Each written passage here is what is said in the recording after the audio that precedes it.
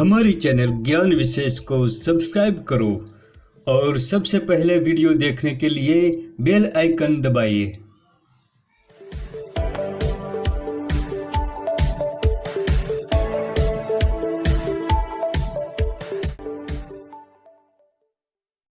नमस्कार दोस्तों, मैं आपका दोस्त हाजिर हूँ फिर एक नई और महत्वपूर्ण जड़ी बूटी की जानकारी के साथ। दोस्तों, आज की वीडियो में हम बेहद महत्वपूर्ण वृक्ष की जानकारी लेंगे जिसका नाम है खदीर यानी खैर।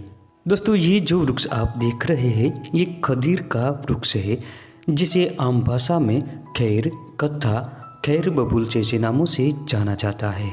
आयुर्वेदिक शास्त्रों में खदीर को बेहद महत्वपूर्ण माना है। इसका धार्मिक कार्यों में भी उपयोग किया जाता है। इस वृक्ष को शास्त्रों ने पवित्र माना है। इसकी लकड़ी का उपयोग यज्ञ की समिति के रूप में किया जाता है। दोस्तों, ये औषध कार्य में भी उतनी ही महत्वपूर्ण औषधि है। इसके अलावा ये लकड़ी इतनी मजबूत होती है कि इसका उपयोग पहले के जमाने में बैलगाड़ी और रथों के पहिए बनाए जाते थे। यही नहीं, इसकी लकड़ी को घर में रखने से वास्तु दोष का निवारण होता है।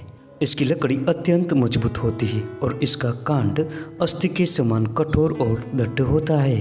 धार्मिक और पूजा कार्यों में भी इसकी लकड़ी का उपयोग किया जाता है। इसके अलावा कुष्ठ और जहर को दूर करने के लिए भी इसका आयुर्वेद में वर्णन मिलता है। दोस्तों, अगर आपको हमारी वीडियो पसंद आती है तो चैनल को अभी सब्सक्राइब करें, बेल आइकन दबाएं और ऑल नोटिफिकेशन पर क्लिक करें जिससे हमारी हर नई वीडियो की जानकारी आप तक पहुंचती रहे। हजारों साल पहले लिखी गई चरक संहिता में इसे कुष्ठ रोग को मिटाने वाला और पेट के दर्द को दूर करने वाला बताया गया है। निघंटुओं में खदीर की कई प्रजातियों का वर्णन मिलता है। दोस्तों, संस्कृत में इसे खदीर, रक्तसार, गायत्री, दंत धावन और कंटकी तथा बालपत्र के नाम से जाना जाता है।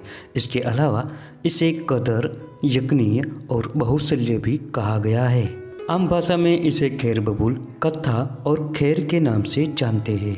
गुजराती में खैर और खैरियो कहते हैं तथा कन्नड़ में काचू, तेलुगु में करगाली, खदीरमू और तमिल में कदीरम जैसे नामों से जानते हैं। बंगाली में खैरगाछ और कुत तथा नेपाली में खैर, मराठी में कदेरी और खैर से जानते हैं। इसका अंग्रेजी नाम ब्लैक कटेचू और वानस्पतिक नाम एकेसिया कटेचू है।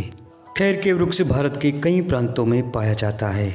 ये ज़्यादातर बिहार, महाराष्ट्र, पंजाब, कोंकण, राजस्थान तथा मध्य भारत और उत्तर पश्चिम हिमालय में विशेष रूप से पाया जाता है। गुजरात में ये गिर के अलावा सौराष्ट्र के कुछ क्षेत्रों में तथा पंचमहाल और दक्षिणी गुजरात में पाया जाता है। खैर का वृक्ष 9 से 12 मीटर तक ऊंचा, झाड़ीदार और बहुवर्षायु होता है। इसके पत्र बबूल के पत्रों के समान होते हैं और इसकी शाखाओं पर बेर के पेड़ के समान कांटे होते हैं। इस पर बेलनाकार और 5 से 10 सेंटीमीटर लंबी मंजरियों में पुष्प लगते हैं। इसके बाद इस पर 5 से 6 सेंटीमीटर लंबी चपटी, पतली और घुसर वर्ण की चमकीली फली लगती है जो अग्र भाग पर नुकीली होती है। खदीर को आयुर्वेद में बहुत महत्व दिया है। इसकी शाखाओं तथा छाल को उबालकर इसमें से कत्था बनाया जाता है। इसलिए कई लोग इसे कत्था के नाम से भी जानते हैं। आयुर्वेद के अनुसार इसके गुणों की हम बात करें तो खदीर स्वाद में तीखा, कसीला, शीतल प्रकृति का, पचने में हल्का और कफ पित्त को दूर करने वाला होता है। इसका उपयोग कुष्ठ मिटाने में भी किया जाता है। ये पाचन शक्ति को बढ़ाता है और बल की वृद्धि करता है। इसके अलावा ये खून साफ करता है, रक्त विकारों को दूर करता है, पेट की कृमि मिटाता है और अरुचि को दूर करके रुचि बढ़ाता है। अगर शरीर में गर्मी बढ़ने से मुंह में छाले पड़ गए हो तो खदीर की छाल को पानी में उबालकर इससे गरारा करें। इसके अतिरिक्त इसकी छाल के सार को मुंह में चबाने से मुंह के छाले मिट जाते हैं। दोस्तों, खदीर की टहनी का दातुन करने से और इसकी छाल को पीसकर पाउडर बनाकर दंत मंजन करने से दांतों का दर्द दूर होता है और दांत कठोर बनते हैं। इससे दांत लंबे समय तक मजबूत और स्थिर बने रहते हैं। दोस्तों, बहुत पुराने हुए खदीर के वृक्ष में से लकड़ी के अंदर की दरारों में से सफ़ेद या काले रंग का एक पाउडर जैसा पदार्थ निकलता है जिसे शास्त्रों ने लकड़ी में हुई दरारों में से सफ़ेद या काले रंग का पाउडर जैसा पदार्थ निकलता है जिसे आयुर्वेदिक शास्त्रों में खैर सार कहा जाता है, जिसका उपयोग भी चिकित्सा में किया जाता है। दोस्तों, खांसी होने पर भी इस खैर सार यानी इस पाउडर का उपयोग किया जाता है। इसके लिए 500 मिलीग्राम इस सार को लीजिए और इसके साथ 500 मिलीग्राम हल्दी और 500 मिलीग्राम मिश्री, इन सब को मिलाकर खाएं। कुछ दिनों तक इसका लगातार प्रयोग करने से खांसी मिट जाती है। दोस्तों, जिन लोगों को दस्त की समस्या हो गई है, ऐसे लोगों को खदीर की छाल का चूर्ण लगभग 2 से 4 ग्राम की मात्रा में और दालचीनी का चूर्ण 500 मिलीग्राम की मात्रा में मिलाकर साथ में 65 मिलीग्राम अफीम मिलाकर सेवन करें। दोस्तों, इस प्रयोग करने से गर्मी के कारण उत्पन्न होने वाला दस्त रुक जाता है। इसके अलावा खदीर में से प्राप्त हुआ सार 1 ग्राम और बेलगिरी का चूर्ण 1 ग्राम, दोनों को मिलाकर खाने से भी दस्त मिट जाता है।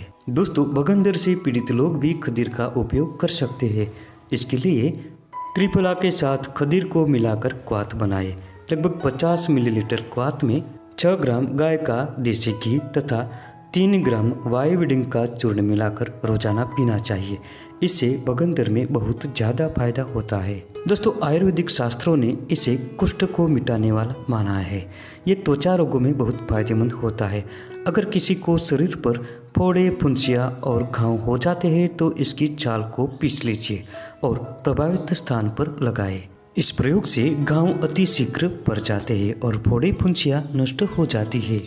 दोस्तों, खदीर से प्राप्त कत्थे को पानी में डालकर रोजाना नहाने से कुष्ठ रोग में बहुत बड़ा फायदा होता है। दोस्तों, खैर के वृक्ष में से कई प्रकार की आयुर्वेदिक दवाई बनाई जाती है, जैसे कि खदीर अरिष्ट, खदीर आदि क्वाथ, खदीर अरष्टक और खदीर आदि वटी। तो दोस्तों, ये थी खदीर वृक्ष के बारे में महत्वपूर्ण जानकारी। अगर आपको ये वीडियो पसंद आई हो तो लाइक जरूर करें, चैनल को सब्सक्राइब करें और इस जानकारी को ज़्यादा से ज़्यादा शेयर करें। तो दोस्तों, मिलते हैं अगली वीडियो में फिर एक ऐसी ही महत्वपूर्ण जानकारी के साथ। आपका दिन शुभ हो, मंगल हो।